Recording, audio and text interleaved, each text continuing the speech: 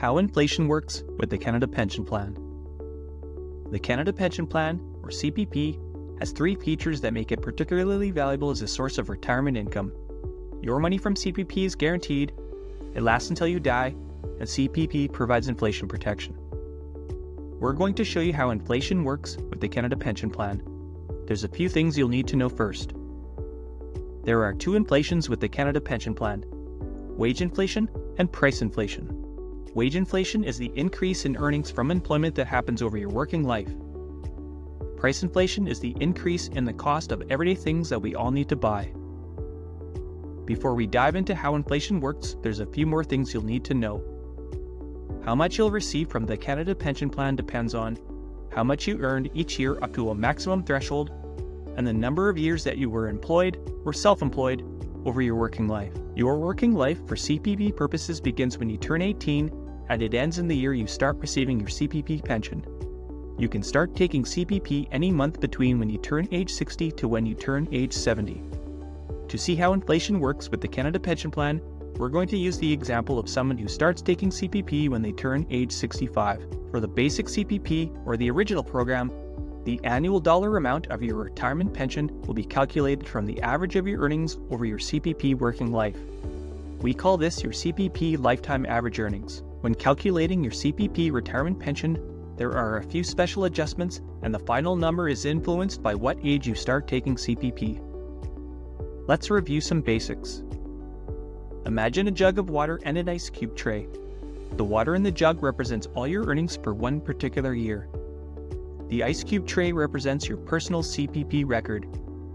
Since each compartment in the tray represents 1 year of your CPP working life, the ice cube tray for our example of someone starting CPP at age 65 will have 47 individual compartments. Pouring water from the jug into one of the compartments of the ice cube tray represents how much you earned for that particular year compared to the maximum dollar amount of earnings that you're required to make CPP contributions on.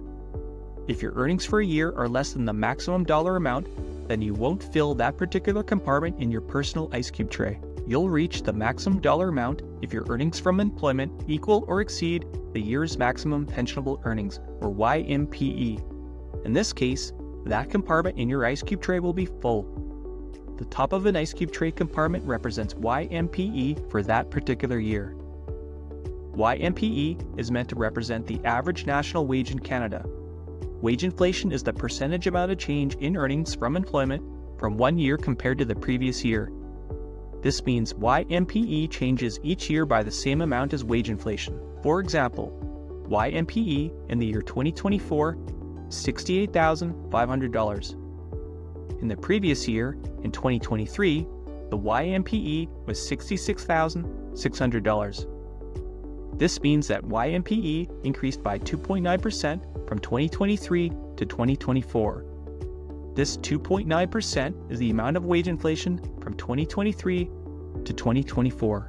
In 2023, an individual needed to make at least $66,600 to be a maximum contributor into CPP for that particular year.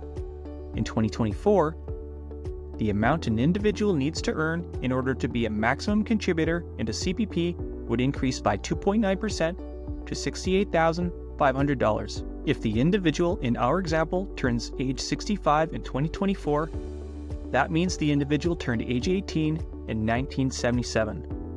If we go all the way back, the YMPE in 1977 was $9,300. In 1977, an individual needed to make $9,300 to be a maximum contributor into CPP for that particular year.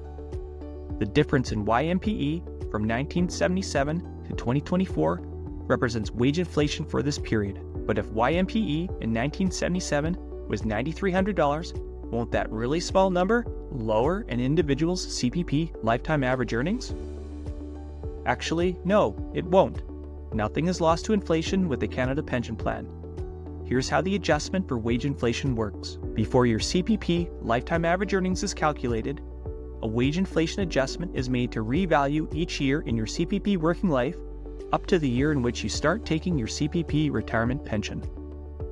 What's important for the calculations is another average, the average of the YMPE in the year that you start taking CPP and the YMPE in the previous 4 years.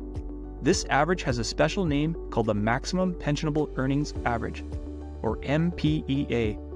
We're simply going to call it the 5-year YMPE average.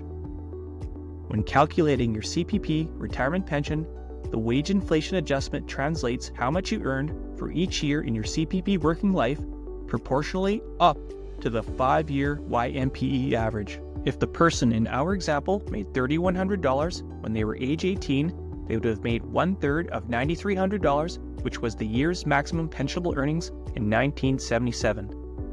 Then for 1977, after the proportional adjustment up for wage inflation, that same person is considered to have made 1/3 of the 5-year YMPE average.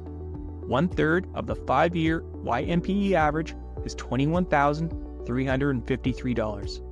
$21,353 is much larger than $3,100. This is how the wage inflation adjustment would work for this person's 1977 earnings. This adjustment is done for each year in your CPP working life. Now, after all those wage inflation adjustments are complete, if you were to tilt your personal ice cube tray back and forth, your lifetime average earnings would be represented when all the individual compartments in the tray have the same level. The amount of your basic CPP retirement pension is equal to 25% of your CPP lifetime average earnings. Let's quickly review the 3 things that happen to adjust your CPP retirement pension for wage inflation. Number 1, how much of the maximum that you earn each year for all the years in your CPP working life is adjusted proportionally up to the 5-year YMPE average. Number 2, your CPP lifetime average earnings is calculated. And number 3, your basic CPP retirement pension amount will be 25% of your CPP lifetime average earnings. That's it. That's how wage inflation works with the Canada Pension Plan. This brings us to the second inflation of CPP, price inflation. Price inflation is a lot easier to understand than wage inflation. After you start receiving your CPP retirement pension, your pension will increase each January by an amount equal to price inflation. Pension increases for price inflation will continue for each year that you receive your CPP retirement pension, which is each year until you die. Putting that all together, we can see how nothing is lost to inflation with the Canada Pension Plan. Past earnings are revalued to their current equivalent before your CPP lifetime average earnings are calculated. Your basic CPP retirement and pension amount will be 25% of your CPP lifetime average earnings, and then your CPP retirement pension will increase each January by an amount equal to price inflation. The Canada Pension Plan, or CPP, has 3 features that make it particularly valuable as a source of retirement income. Your money from CPP is guaranteed, it lasts until you die, and as we've just shown, CPP provides inflation protection. What else would you like to know about how CPP works? Please subscribe and tell us in the comments.